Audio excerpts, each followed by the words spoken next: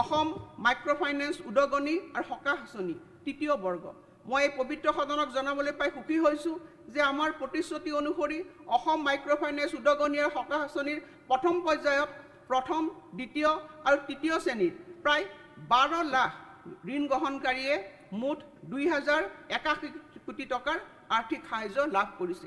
2021-22 বৰ্ষত প্ৰথম শ্ৰেণীৰ প্ৰায় 8,19,013 গৰাকীয়ে প্ৰায় 1,493 কোটি টকা, 22-23 বৰ্ষত 107 কোটি টকা, 22-23 বৰ্ষৰ দ্বিতীয় পৰ্যায়ত 97,938 গৰাকীয়ে 190 টকা আৰু 190 কোটি টকা আৰু 23-24 বৰ্ষৰ তৃতীয় পৰ্যায়তো 2,22,949 গৰাকীয়ে প্ৰায় 291 কোটি টকা লাভ কৰিবলৈ সক্ষম হৈছে। মই এই বছৰৰ বাজেটত আমি এই আঁচনিৰ অধীনত তৃতীয় শ্ৰেণীৰ ঋণ গ্ৰহণকাৰী দুখীয়া মহিলাসকলক সাহায্য প্ৰদান কৰিম। 2021 বৰ্ষৰ 31 মাৰ্চলৈ যিসকলৰ account non performing asset NPL পৰিণত হৈছে আৰু 25,001 টকাৰ পৰা 50,000 টকা পৰ্যন্ত মূলধন আদায় দিবলৈ বাকী আছে, তেনে মহিলাক এনে সাহায্য প্ৰদান কৰা হ'ব। আৰু এই আঁচনিৰ বাবে 2024-25 বিত্তীয় বৰ্ষত মই 550 কোটি টকাৰ আবণ্টনৰ প্ৰস্তাৱ ৰাখিছোঁ।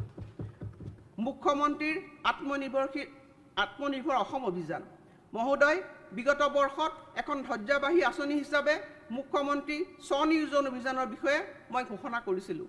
আঁচনিখনে ব্যাপক সঁহাৰি লাভ কৰিছে আৰু প্ৰায় 1,04,000 গৰাকী যুৱক যুৱতীয়ে বিস্তৃত প্ৰকল্প প্ৰতিবেদনসহ আবেদন কৰিছে আৰু চলিত ফেব্ৰুৱাৰী মাহতে বাছনি প্ৰক্ৰিয়া আৰম্ভ হ'ব। ক্ষুদ্ৰ উদ্যোগীসকলে চৰকাৰী অনুদান আৰু সুদবিহীন চৰকাৰী ঋণ সংযুক্তকৰণেৰে কিস্তি আকাৰে 2 লাখ আৰু 5 লাখ টকা লাভ কৰিব। সুদবিহীন চৰকাৰী ঋণ 5 বছৰ পিছত অৰ্থাৎ 61তম মাহৰ পৰা 60টা সমান কিস্তিত পৰিশোধ কৰিব। বাণিজ্য, নিৰ্মাণ সেৱা, খাদ্য সংসাধন, হস্ততাঁত, হস্তশিল্প, কৃষি, পশুপালন, মীন আৰু দুগ্ধ ইত্যাদি লেখীয়া বিভিন্ন খণ্ডৰ প্ৰশিক্ষণ আৰু পৰামৰ্শ প্ৰদান কৰা হ'ব।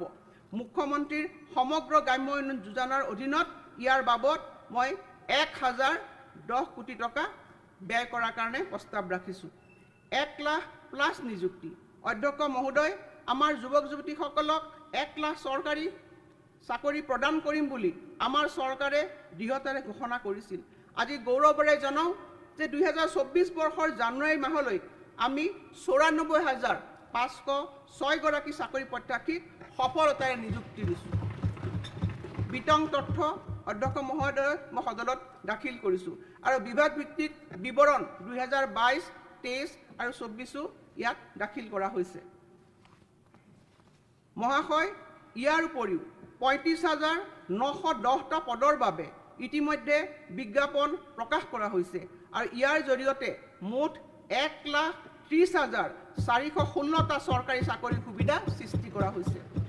আপোনালোক সকলোৱে এই কথাত নিশ্চিত সহমত প্ৰকাশ কৰিব যে সম্ভৱপৰ কম সময়ৰ ভিতৰতে প্ৰথমবাৰৰ বাবে এনেকুৱা এক অভিলেখ পৰ্যায়ৰ নিযুক্তি প্ৰক্ৰিয়া সম্পন্ন হৈছে। এই নিযুক্তি প্ৰক্ৰিয়াৰ জৰিয়তে সৰ্বাধিক সংখ্যক পৰিয়ালক সামৰি লৈ আমি সামাজিক সমতা সম্ভৱ কৰিব বিচাৰিছোঁ। চৰকাৰী নিযুক্তিত সামাজিক সমতা। অধ্যক্ষ মহোদয়, আমি প্ৰায় লক্ষ্য কৰোঁ যে এটা পৰিয়ালত কেইবাজনো চৰকাৰী চাকৰিয়াল থকাৰ বিপৰীতে কিছুমান পৰিয়ালত এজনো চৰকাৰী চাকৰিয়াল নাই। যিমান সম্ভৱ অধিক পৰিয়ালত চৰকাৰী চাকৰিৰ উপস্থিতি নিশ্চিত কৰাৰ জৰিয়তে চৰকাৰী নিযুক্তিত সামাজিক সমতাৰ বাতাবৰণ সৃষ্টি কৰা হ'ব। আৰু এনে দৃষ্টিকোণ আগত ৰাখি মই ঘোষণা কৰিবলৈ পাই আনন্দিত হৈছোঁ যে এই নিযুক্তি প্ৰক্ৰিয়া অব্যাহত ৰখাৰ সময়ত আমাৰ চৰকাৰে সামাজিক সমতা প্ৰতিষ্ঠাৰ ওপৰত গুৰুত্ব আৰোপ কৰিব। আৰু সেয়েহে আমি যিসমূহ পৰিয়ালত চৰকাৰী বা ৰাজহুৱা খণ্ডত এজনো চাকৰিয়াল নাই, তেওঁলোকক সুবিধা দিয়াৰ অৰ্থে সিদ্ধান্ত লৈছোঁ যে তেনে প্ৰাৰ্থীয়ে মুঠ প্ৰাপ্ত নম্বৰৰ সৈতে 5% অতিৰিক্ত নম্বৰ লাভ কৰিব। তৃতীয় আৰু চতুৰ্থ বৰ্গৰ সকলো পদৰ নিয়োগ প্ৰক্ৰিয়াত প্ৰাৰ্থী বাছনিৰ গুণগত মানৰ সৈতে আপোচ নকৰাকৈ এই ব্যৱস্থা কাৰ্যকৰী হ'ব। এই উদ্দেশ্যে আমি চলিত বছৰতে এখন নতুন বিধেয়ক উত্থাপন কৰিম। অধ্যক্ষ মহোদয়, এতিয়া 7 নম্বৰলৈ আহিছোঁ। অধ্যক্ষ মহোদয়, অমৃতকালৰ বাবে প্ৰকল্প। অধ্যক্ষ মহোদয়, এই বৰ্ষত অমৃতকালৰ প্ৰত্যাশা পূৰণৰ অৰ্থে আমি ভৱিষ্যত প্ৰজন্মৰ বাবে অমৃতকালৰ অমৃত পিঢ়ি প্ৰকল্প হাতত লৈছোঁ। এই তালিকাখন তলত উল্লেখ কৰা হৈছে।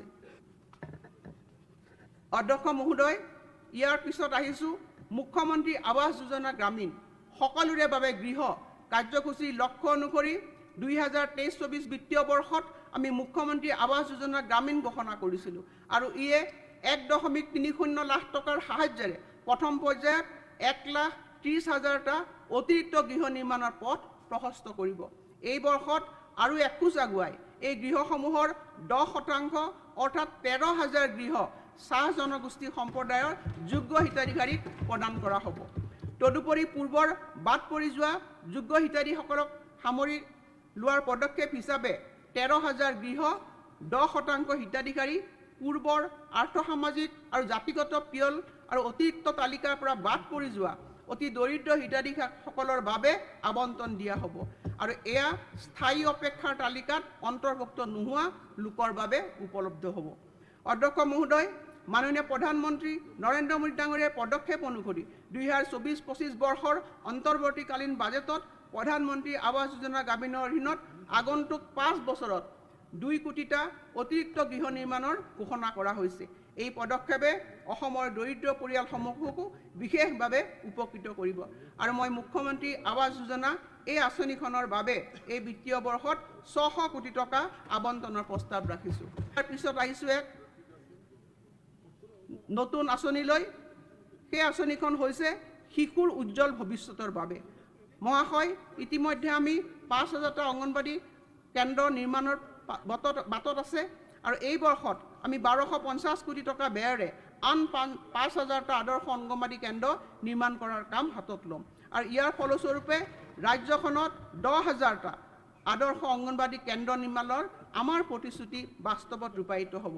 অধ্যক্ষ মহোদয়, অসমৰ বৰ্তমানৰ বিদ্যালয়সমূহৰ আন্তঃগাঁথনি উন্নয়নৰ বাবে লোৱা পদক্ষেপৰ অংশ হিচাপে আমাৰ চৰকাৰে 2,369.86 কোটি টকা ব্যয়েৰে ৰাজ্যৰ 322খন বিদ্যালয় ৰূপান্তৰ কৰিব আৰু এই বিদ্যালয়সমূহৰ তালিকা মই পৰিশিষ্ট ঘত উল্লেখ কৰিছোঁ। বৰ্তমানে 118খন চাহ বাগিচা আদৰ্শ বিদ্যালয় কাৰ্যক্ষম হৈ আছে আৰু চাহ বাগিচা অঞ্চলত আমি আন 100খন নতুন আদৰ্শ বিদ্যালয় স্থাপন কৰিম। ডিব্ৰুগড় বিশ্ববিদ্যালয় আৰু অন্যান্য শিক্ষানুষ্ঠানৰ ছাত্ৰ ছাত্ৰীৰ বাবে 50% পাঠ্যক্ৰম মাচুল জনপনী হিচাপে আগবঢ়াই আমাৰ চৰকাৰে সেল্ফ ফাইনেন্সিং স্কিমৰ অধীনত ছাত্ৰ ছাত্ৰীসকলক সহায়ৰ আগবঢ়াব। অহা 3 বছৰৰ সময়ছোৱাত ডিব্ৰুগড় বিশ্ববিদ্যালয়ক অত্যাধুনিক বিশ্ববিদ্যালয়ৰ কাৰণে ৰূপান্তৰ কৰাৰ বাবে 100 কোটি টকা পুঁজিৰ অনুদান আগবঢ়োৱা হ'ব। ইয়াৰ উপৰিও মই এই কথা ঘোষণা কৰিবলৈ পাই সুখী হৈছোঁ যে কৃষ্ণকান্ত সন্দিকৈ মুক্ত বিশ্ববিদ্যালয়লৈ 20 কোটি টকাৰ পুঁজিৰ অনুদান আগবঢ়োৱা হ'ব। 126টা বিধানসভা সমষ্টিত খেল মহাৰণ আৰু যুৱ সংঘ। মই এই পবিত্ৰ সদনক জনাবলৈ পাই আনন্দ পাইছোঁ যে মুখ্যমন্ত্ৰী হিমন্ত বিশ্ব শৰ্মা ডাঙৰীয়াৰ সবল নেতৃত্বত খেল মহাৰণৰ জৰিয়তে উদীয়মান খেলুৱৈসকলক সৰ্বত্ৰ প্ৰকাৰে উৎসাহ জনোৱাৰ বাবে ক্ৰীড়াক তৃণমূল পৰ্যায়লৈ লৈ যোৱা হৈছে। ভাৰতৰ মাননীয় প্ৰধানমন্ত্ৰী ডাঙৰীয়াও এই প্ৰচেষ্টাৰ শলাগ লৈছে।